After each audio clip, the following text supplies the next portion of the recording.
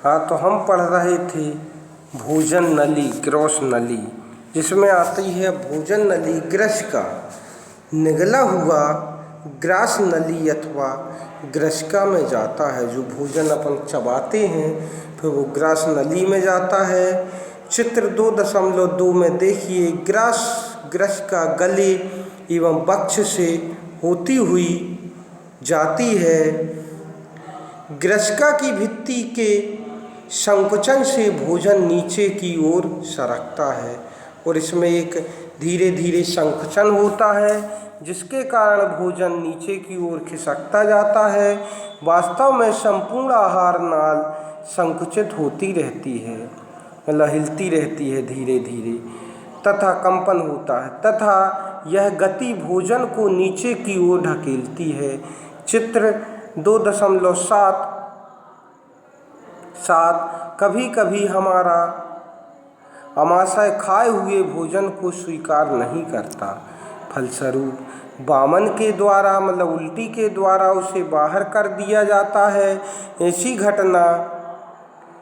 ऐसी घटना याद कीजिए जब भोजन के बाद आपने वामन किया हो तथा इसके कारण के विषय को सोचिए। आपने अभिभावक एवं अध्यापक से इस विषय पर चर्चा कीजिए। तो ये ग्रसनी है, ये ग्रसिका, ये आमाशय। फिर आता है अमाशय। अमाशय मोटी भित्ति वाली एक थैली होती है। ये आमाशय है, पूरी एक मोटी थैली है। यह चपटा एवं जे की आकृति का है, जैसे इंग्लिश का जी अक्षर बनता है, तथा आहार नाल का सबसे चौड़ा भाग है। यह एक और ग्रसिका या ग्रास नली से खाद्य प्राप्त करता है तथा दूसरी ओर क्षुद्रांत में खुलता है।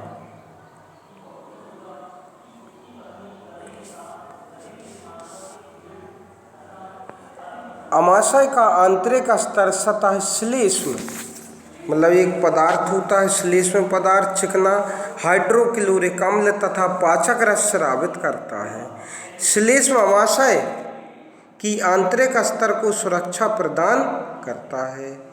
अम्ल अनेक ऐसे जीवाणुओं को नष्ट करता है जो भोजन के साथ वहाँ तक पहुँचते। जो हाइड्रोक्लोरिक अम्ल निकलता है आमाशय में, वह भोजन को मतलब जो उसके साथ यदि कोई जीवाणु जाते हैं तो उनको नष्ट करता है।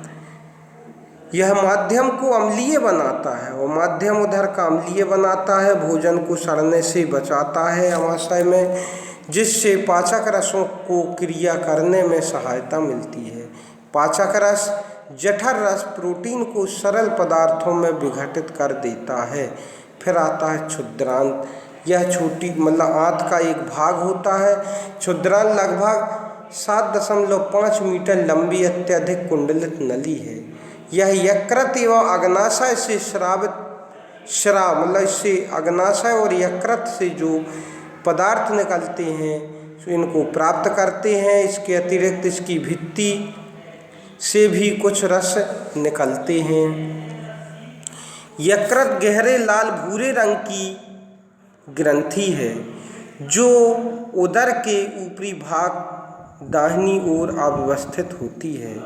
यह शरीर की सबसे बड़ी ग्रंथि है। यह पित्त रस स्रावित करती है जो एक थैली को संग्रहित कर देती है, मतलब पित्त रस निकलते हैं। इसे पित्ताशय कहते हैं, मतलब जो सबसे बड़ी ग्रंथि होती है शरीर की, और इससे पित्त रस निकलते हैं।